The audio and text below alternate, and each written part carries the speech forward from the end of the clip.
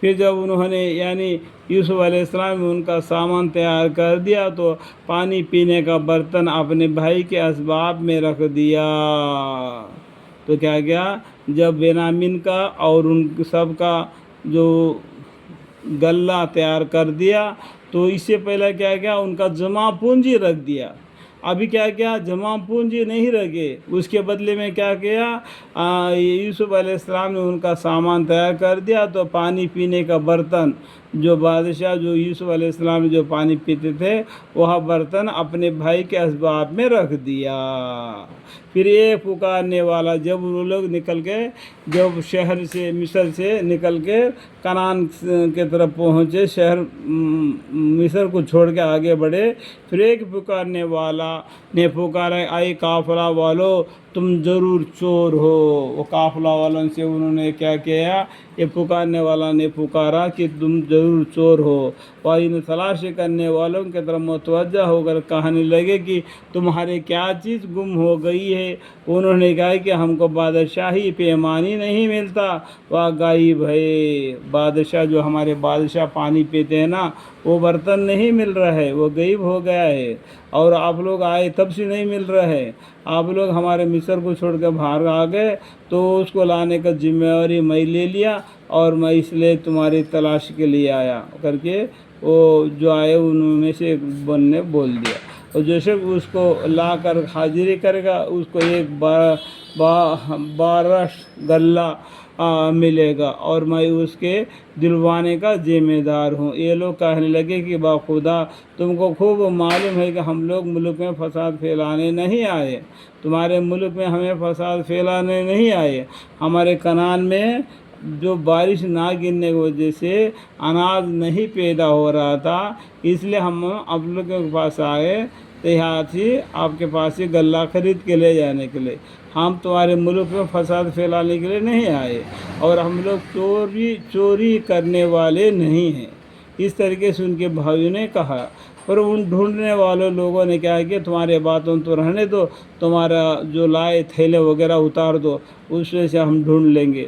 تو ان ڈھونڈنے والے لوگوں نے کہا کہ اچھا اگر تم جھوٹے نکلے تو اس چوری کا کیا سزا؟ تو انہوں نے پوچھا ان کو، قالوا فما جزاؤہ ان کنتم قاذبین۔ ان ڈھونڈنے والے لوگوں نے کہا کہ اچھا اگر تم جھوٹے نکلے تو اس چوری کا کیا سزا؟ انہوں نے جواب دیا کہ اس کی سزا یہ ہے کہ جس شخص کے اسباب میں ملے بس وہی شخص اپنے سزا ہے۔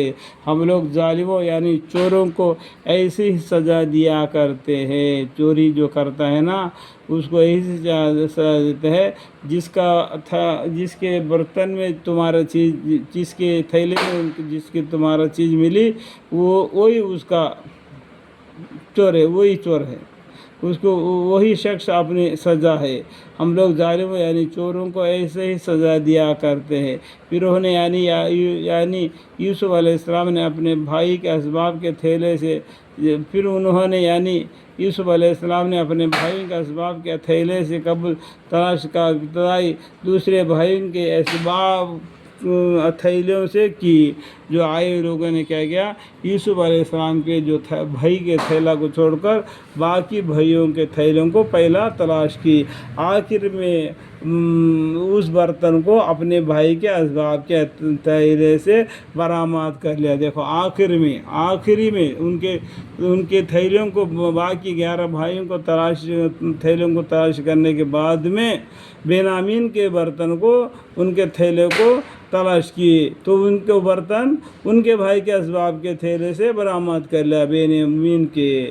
اور ہم نے یوسف علیہ السلام کو کھاتے سے اس طرح سے تدبیر فرمائی، اللہ تعالیٰ نے اس طریقے سے تدبیر فرما کر ان کے چھوٹے بھائی اور یوسف علیہ السلام کے حوالے ہونے دے دیا اللہ تعالیٰ نے۔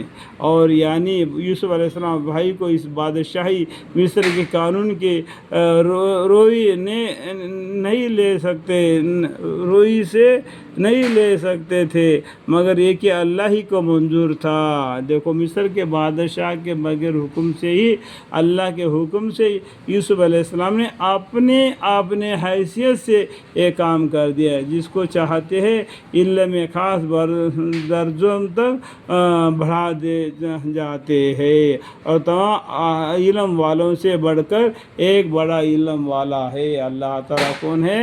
تمام علم والوں سے بڑھ کر علم والا ہے اللہ تعالیٰ۔ وَفَوْقَ كُلِّ شَيْءٍ وَفَوْقَ كُلِّ ذِي عِلْمٍ عَلِيمٍ، اور تمام علم والوں سے بڑھ کر ایک بڑا علم والا ہے اللہ تعالیٰ۔